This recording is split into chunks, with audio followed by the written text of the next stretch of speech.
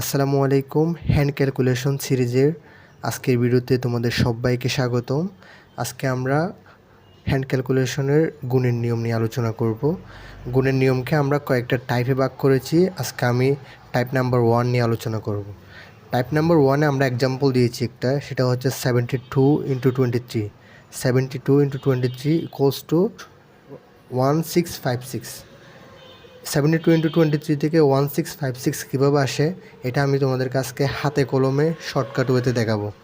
তাহলে শুরু করা যাক।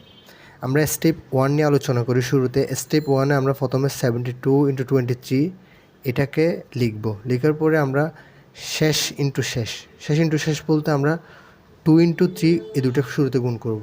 2 × 3 গুণ করলে আমরা পাই 3 দুগুণে 6। 3 দুগুণে 6 এটা আমরা সবার শেষে লিখব। এখন অনেকের মাথায় প্রশ্ন আসতে পারে, আমরা সবার শেষে কেন লিখলাম?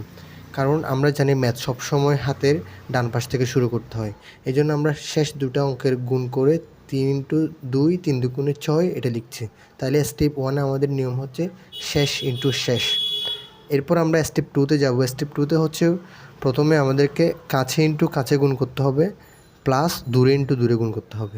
যেমন দেখো, কাছে ইন্টু কাছে বলতে 2 × 2 এই দুটো সবচেয়ে কাছাকাছি। 2 × 2 সমান হচ্ছে কত? 4, প্লাস 7 × 3 3 সাথে 21। তাহলে আমরা শেষেরটা গুণন শেষেরটা প্লাস কাছেরটা গুণন কাছেরটা এভাবে গুণ করব। দেন গুণ করার পরে আমরা যে সংখ্যাটা পাবো, সাপোজ 7 × 3 = 21 অ্যান্ড 2 × 2 = 4। এই দুটো সংখ্যা আমরা যোগ করলে হয় 25।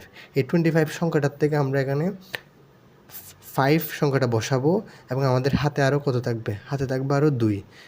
হাতে 2 থাকবে। দেন আমরা থার্ড স্টেপে চলে যাব। থার্ড স্টেপটা একটু লক্ষ্য করো।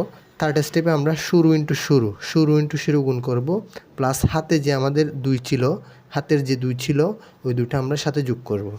যেমন স্টেপ 3-তে দেখো, শুরু ইন্টু শুরু বলতে 7 × 2 7 দুগুণে কত? 7 দুগুণে হচ্ছে 14। আর আমাদের হাতে কত ছিল? 2 ছিল। আর 14 আর 2 কত? 16। তাহলে এইভাবে কী হয়েছে? 1656। এই নিয়মটা যদি তোমরা ফলো করো তাইলে বিশেষ করে ইউনিভার্সিটি প্লাস বিসিএস প্লাস জবের যে কোনো কোয়েশ্চন, এভাবে গুণের কোয়েশ্চন খুব সহজে খুব অল্প সময়ের মধ্যে করা যাবে। যেহেতু আমি এখানে তোমাদেরকে এটা ব্যাখ্যা বিশ্লেষণ এবং ভেঙে বুঝাইছি, তাই একটু আমার সময় লাগছে, কিন্তু একবার যদি জিনিসটা আয়ত্তে নিয়ে আসতে পারো তাহলে দেখবে খুব সহজেই এই ধরনের ম্যাথগুলো, এই ধরনের গুণগুলো তুমি মাথায় করে ফেলতে পারবা এবং যত দ্রুত এই গুণগুলো তুমি করতে পারবা, আয়ত্তে নিতে পারবা, তুমি দেখবে তোমার ম্যাথ সলভ করার এবিলিটি খুব তাড়াতাড়ি আস্তে আস্তে বাড়তেছে। থ্যাংক ইউ সবাইকে। সবাই ভালো থাকিও এবং পরবর্তী এপিসোডের জন্য সবাই ওয়েট করিও। আসসালামু আলাইকুম।